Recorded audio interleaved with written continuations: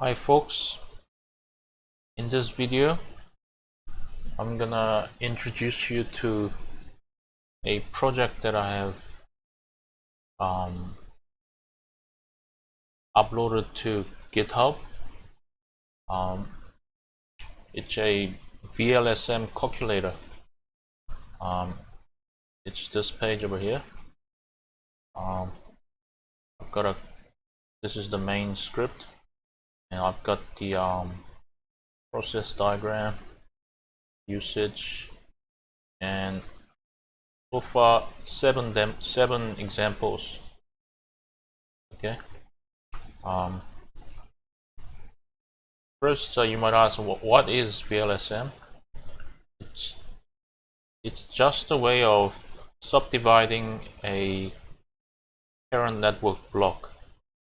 Before VLSM, you could only subdivide a block into equal sizes, but using VLSM you can approximate a block size according to your requirements, right?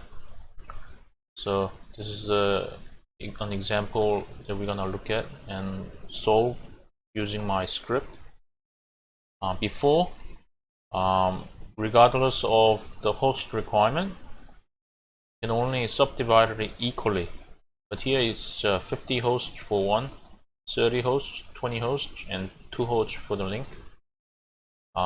Using VLSM, you can choose a block that is more appropriate according to the host side requirement for each subnet. Okay. So for example, if you are a company and you have several departments like I don't know, HR department, development department, testing department, and say I don't know, testing department requires 100 hosts, and HR department requires 50 hosts, and so on. And what the subnetting does using VLSM is to assign a block inside the parent block that can accommodate those hosts, different hosts. Okay, so VLSM is just a way of dividing a parent block into different host sizes to satisfy the requirement. Okay, so here is a peculiar network topology. It's a circuit. Okay, it's pretty weird, but for example, this is a typo. HQLAN requires 50 hosts. Branch 1, this one, requires 30 hosts. Branch 2 requires 20 hosts.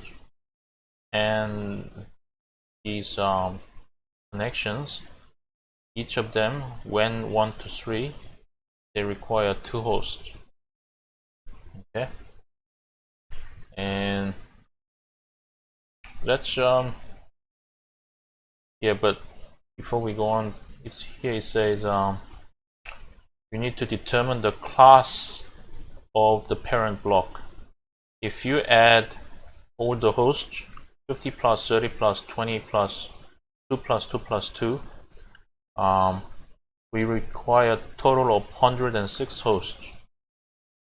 So here it says it's more appropriate to use class C network, because class C has maximum 256 IP addresses.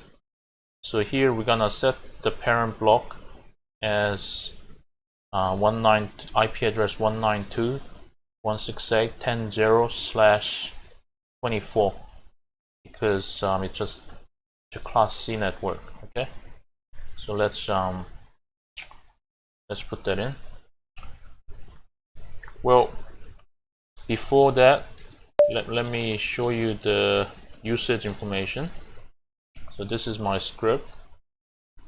So as you can guess, -n is a network, so it should be -n 192.168.10.0/24. okay, -l is just a list of required subnets. You define each subnet after the -l by these ID comma size pairs. Okay, so ID is like the names HQ LAN, branch 1, branch 2. Size is the required host. Okay, so let me just put that in. So network is 192.168.10.0.24, and the list is HQ LAN comma 50, and we separate each subnet by this character over here, colon, and then branch 1 30, branch 2 20, when 1, those are the links, 2, when 2 2, when 3 2. Let me check. So the network is 192.168.10.0/24, because it's a class A network block, and then the hosts are HQ LAN 50 hosts, branch 1 30 hosts, branch 2 20 hosts, when 1 2 hosts, when 2 2 hosts, when 3 2 hosts. So it seems to be alright. If you enter that, it gives you the answer. Let me verify it for you. So here's the answer on this page. Okay, so the first one, it's ordered in the descending order by host. Okay, so HQ LAN is the largest block. It required 50 hosts. The CIDR is /26. Network address is 192.168.10.0. Okay, so first one is correct. Next one, branch 1 is required 30 hosts.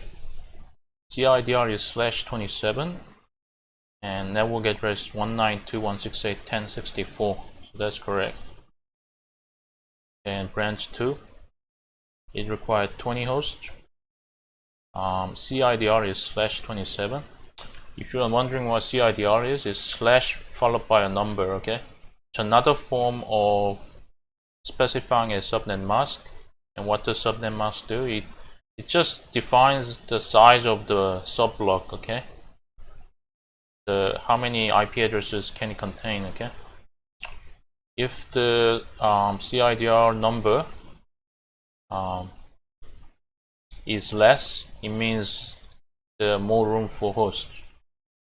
If it's larger, then it means less room for hosts. Okay. Anyway, the third one, branch 2, CIDR is 27. Network address is 192.168.10.96. That's correct. These are the same number of hosts required, so these WANs may be out of order. It doesn't really matter. Okay, because the requirement is the same. So they are all CIDR 30. First one is 192.168.10.128. Second one, 192.168.10.132. Last one, 192.168.10.136. As you can see, everything is correct. Okay, I'll make more videos. Try more examples. Okay, I'll upload this soon. Thank you. Happy hacking.